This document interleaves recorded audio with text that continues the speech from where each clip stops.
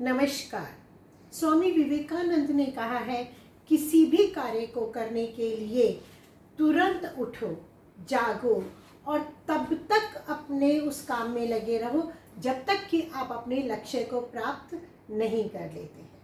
नमस्कार, मैं डॉक्टर ज्योति माथुर आज आपके सामने जो वीडियो लेकर आई हूँ उसमें मैं आपको बताऊंगी मंगल और केतु की युति के बारे में।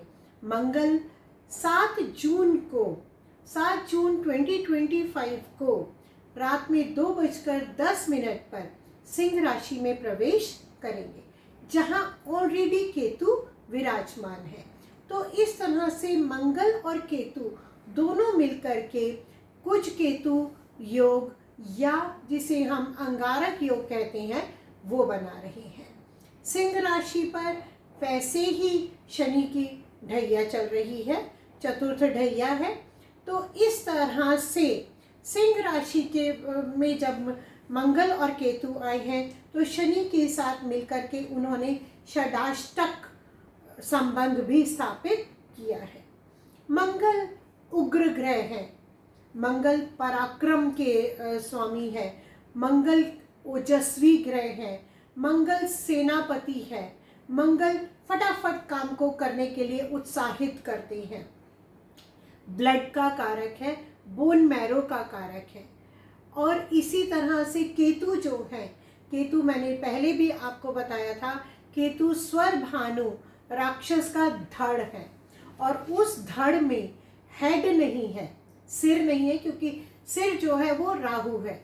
तो और केतु क्योंकि छाया ग्रह है, तो केतु जिस ग्रह के साथ बैठते हैं या जिस राशि में बैठते हैं उस राशि के स्वामी के तरह ही अपना कार्य करते हैं।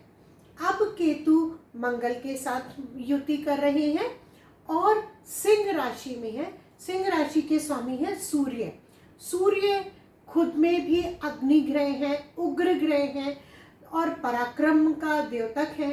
इस तरह से केतु मंगल और सूर्य दोनों का ही प्रभाव जो है वो केतु दिखाएंगे। तो ये जो युति है, ये दोनों का कंजंक्शन जो है ये एक बहुत इम्पॉर्टेंट बन जाता है, सभी के लिए बहुत इम्पॉर्टेंट बन जाता है। तो अब हम बात करेंगे सिंह राशि के बारे में। मैं सबसे पहले आपको बता देती हूँ, लेकिन आगे चलने से पहले मेरी वीडियो को लाइक कीजिए, शेयर कीजिए और सब्सक्राइब कीजिए, जिससे बाकी सभी लोग भी इसका फ़ायदा उठा सकें। और हाँ, लास्ट में मैं आपको एक ऐसा उपाय बताऊंगी जो उपाय अगर आप कोई और उपाय नहीं कर पा रहे हैं और उस उपाय को कर लेंगे तो भी आपके सब काम सिद्ध हो जाएंगे। अब हम बात करते हैं, सबसे पहले सिंह राशि के बारे में बात करते हैं। सिंह राशि के लगन में ही ये कंजंक्शन हो रहा है। मंगल जो है कर्क से निकल करके सिंह राशि में प्रवेश कर रहे हैं और ये 28 जुलाई तक यहीं रहेंगे। दैट मीन्स ये अंगारक योग या कुछ केतु योग जो है ये 51 दिन 51 डेज के लिए रहेगा। जो भी परिस्थितियां बनेंगी वो परिस्थितियां ये 51 डेज के लिए ही होंगी, जिसकी वजह से हमें बहुत अधिक उपाय करने की आवश्यकता पड़ती है। सिंह राशि की जब हम बात करते हैं, लगन में ट्रांजिट हो रहा है। स्पाउस से टेंशन हो सकती है क्योंकि सप्तम भाव पर सीधी दृष्टि जा रही है। स्पाउस से टेंशन हो सकती है, पार्टनर से टेंशन हो सकती है, क्योंकि आपकी लगन में ये ट्रांजिट हो रहा है। तो सिर में दर्द, बुखार की हेल्थ प्रॉब्लम भी आ सकती है, दूसरी हेल्थ प्रॉब्लम्स भी आ सकती हैं। गुस्सा तेज हो सकता है, तो थोड़ा नरमी से स्वभाव रखिए, अपना गुस्सा नहीं करिए, धैर्य रखिए।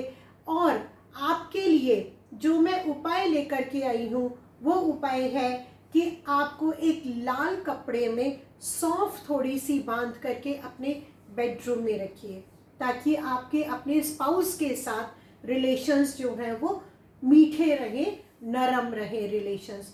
उसी के अलावा आपको हनुमान चालीसा का मंगलवार से शुरू करके डेली पाठ करना चाहिए। अब मैं आपको बाकी सभी 12 की 12 राशियों के बारे में बताती हूँ। सबसे पहले हम बात करते हैं मेष राशि के बारे में। मेष यानी कि एरीज राशि, जो कि मंगल की राशि है। मेष राशि के पंचम भाव में ये गोचर हो रहा है। पंचम भाव का मतलब है संतान भाव, पेट से रिलेटेड भाव, उच्च शिक्षा से रिलेटेड भाव है।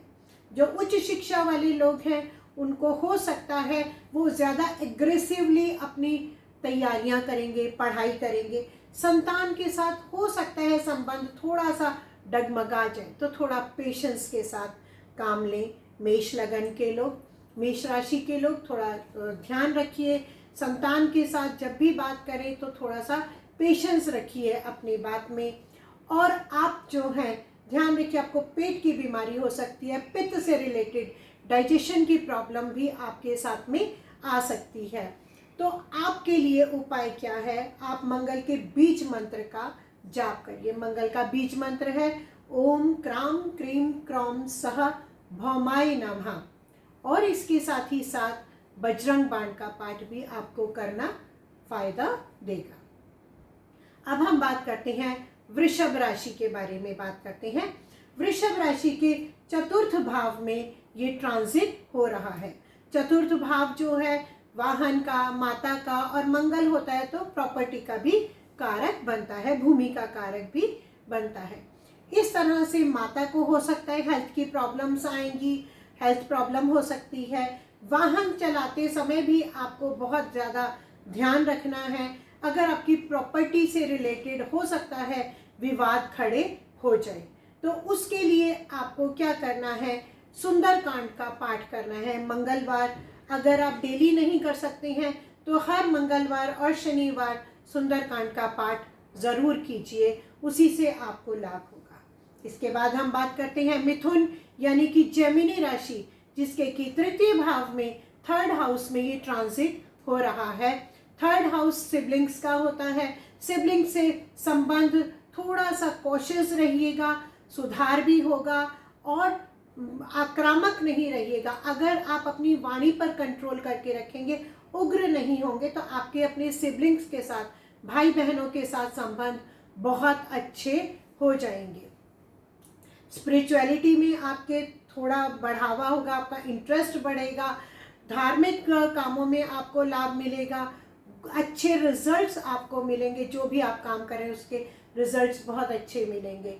आपके लिए उपाय है ओम अंग अंगारकाय नमः की 3 माला आपको डेली करनी चाहिए, तो आपको और अच्छे रिजल्ट्स इसके मिलेंगे। अब हम बात करते हैं कर्क राशि के बारे में। कर्क राशि के सेकंड भाव में जो है ये ट्रांजिट होने वाला है। सेकंड भाव का मतलब है धन का भाव, वाणी का भाव। तो आपको वाणी पर कंट्रोल करना होगा, क्योंकि मंगल जो है आक्रामक है, ओजस्वी है, उग्र है। इसलिए आपकी वाणी जो है वो उग्र नहीं होनी चाहिए। आपको किसी के लिए भी हार्श शब्दों का इस्तेमाल नहीं करना है, गलत शब्दों का प्रयोग नहीं करना है। अपनी वाणी पर ध्यान दीजिए। धन का भी आपको बहुत सोच समझ करके धन को इन्वेस्ट करना है। जहाँ पर भी आप अपना धन इन्वेस्ट करने जा रहे हैं, थोड़ा कॉशियसली इन्वेस्ट कीजिएगा। ध्यान रखिए। आपके लिए उपाय है संकट मोचन हनुमान अष्टक का पाठ करिए और 2.5 किलो लाल वाली मसूर जो है वो आप कोढ़ियों को दान कीजिए। अब हम बात करते हैं कन्या राशि के बारे में। कन्या राशि के 12th हाउस में ये ट्रांजिट हो रहा है। 12th हाउस जो है ये बहुत कठिन समय है कन्या राशि के लिए। चिड़चिड़ापन आ सकता है, गुस्सा आ सकता है और आपके दाम्पत्य जीवन पर भी प्रभाव पड़ सकता है। इसके लिए आपको क्या करना है कि लाल कलावे को लेकर के आप एक रक्षा सूत्र बांध करके रखिए और हनुमान अष्टक, संकट मोचन हनुमान अष्टक का पाठ कीजिए, हनुमान चालीसा का पाठ कीजिए। तभी आपको जो है हेल्थ इश्यूज में भी सुधार आपको पता चलेगा, उसमें आपको आराम मिलेगा। अब हम बात करते हैं लिब्रा यानी कि तुला लगन के बारे में। हम बात करते हैं तुला लगन के लिए 11th हाउस में ये ट्रांजिट हो रहा है। 11th हाउस का मतलब क्या है? लाभ का भाव है। तो जब सप्तम का स्वामी 11वें भाव में आता है, लाभ के भाव में आता है, तो वो लाभ ही लाभ देता है। तुला के लिए बहुत अच्छा समय है, इच्छा पूर्ति का समय है।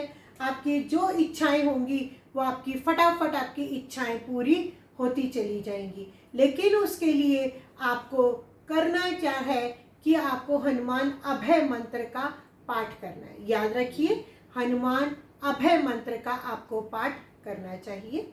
अब हम बात करते हैं स्कॉर्पियो यानी कि वृश्चिक राशि के बारे में, जिनके कि 10th हाउस में ये ट्रांजिट होने वाला है। 10th हाउस वर्क प्लेस होता है, तो आपको वर्क की, काम की, जो भी वर्क प्लेस पर आपकी पॉलिटिक्स हो रही है, आपको उस पॉलिटिक्स का हिस्सा बिल्कुल भी नहीं बनना है।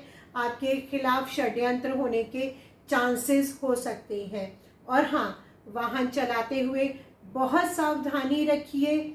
मम्मी का, माता का भी आपको हेल्थ इश्यूज सामने दिखाई दे सकते हैं, ध्यान रखिए। और आपके लिए जो उपाय है वो है उपाय कि मंगल के बीज मंत्र का आप जाप कीजिए और बजरंग बाण का पाठ करिए। मंगल का बीज मंत्र है ओम क्राम क्रीम क्रौम सह भौमाय नमः। इसके बाद हम बात करते हैं धनु राशि यानी कि सजिटेरियन राशि के बारे में, जिसके नवम भाव में ये गोचर हो रहा है। नवम भाव भाग्य का स्थान है, धर्म का स्थान है, तो धार्मिक यात्राओं का योग बन सकता है। तृतीय भाव पर दृष्टि जा रही है, तो भाई बहनों से भी सहयोग की जो है वो बनेगा। यहाँ पर धनु राशि के लिए सुख, आत्मिक संतुलन और सुख की प्राप्ति होने के पूरे चांसेस हैं। धार्मिक यात्राओं का भी योग आपके लिए बन रहा है। लेकिन हाँ, क्योंकि धनु के ऊपर शनि की ढैया चल रही है, तो कहीं ना कहीं हो सकता है मानसिक रूप से, मेंटली आप थोड़ा परेशान हो सकते हैं।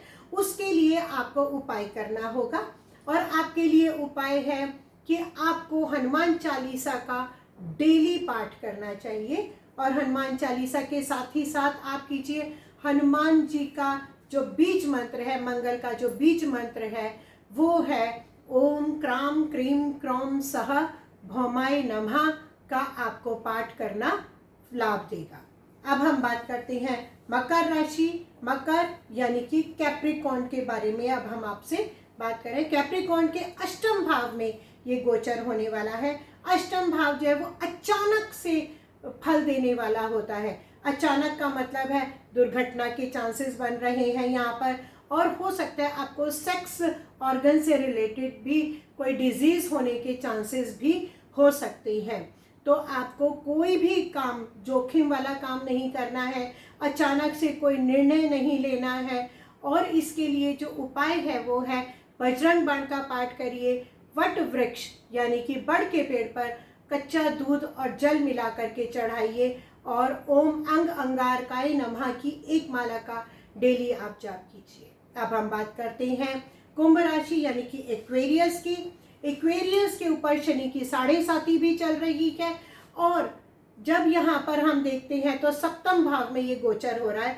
सप्तम भाव जो है स्पाउस का कारक है, पार्टनर का कारक है। तो हो सकता है आपके अपने वैवाहिक जीवन में आपको समस्याएं सामने आ सकती हैं।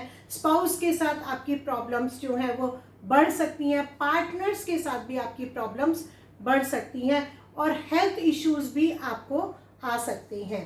आपको अपने सिर के प्रॉब्लम का भी ध्यान रखना चाहिए, और इसके लिए आपको ट्यूसडे का फास्ट रखिए, ट्यूसडे का फास्ट रखिए, और हनुमान अभय मंत्र का जाप भी आपको लाभ देगा। इसी के बाद हम बात करते हैं मीन राशि के बारे में। मीन राशि यानी कि पाइसेस जो है उसके 6th भाव में, 6ठे भाव में ये गोचर हो रहा है। और 6ठे भाव जो है वो रोग ऋण शत्रु का भाव कहलाता है, जहाँ पर कि ये गोचर आपके लिए थोड़ा मिक्स्ड रिजल्ट देने वाला है। अगर आप मेहनत करेंगे, कंसिस्टेंसी रखेंगे, लगन से काम करेंगे तो आपको सफलता ज़रूर मिलेगी। हेल्थ इश्यूज आ सकते हैं, तो अपनी हेल्थ का ध्यान रखिएगा। हनुमान चालीसा का पाठ करिए, और संकट मोचन हनुमान अष्टक का भी पाठ आपके लिए लाभ देगा। अब समय आता है लास्ट में एक उपाय बताने का। तो वो उपाय है 3 मंगलवार आपने क्या करना है, मंदिर में जाना है और मंदिर में जाकर के आपने हनुमान जी को चोला चढ़ाना है और चोला चढ़ा करके हनुमान जी के लेफ्ट पैर के, बाएं पैर के अंगूठे का सिंदूर लेकर के उसकी बिंदी लगाइए, तिलक लगाइए और उसके बाद ओम हनुमते नमः की एक माला का जाप कीजिए तथा उसके बाद आपको क्या करना है, पीपल के पेड़ के नीचे तिल के तेल का दिया जलाना है। अगर आप और कोई उपाय नहीं कर पा रहे हैं तो 3 मंगलवार ये उपाय कर लीजिए, आपके सभी प्रॉब्लम्स जो है वो इससे दूर हो जाएंगी। उम्मीद है मेरे ये सभी उपाय आपको पसंद आए होंगे और आशा करती हूँ ये समय जो है, कठिन समय, आप इन उपायों को करके अपनी लाइफ को और बेटर बना पाएंगे। तब तक के लिए नमस्कार, थैंक यू।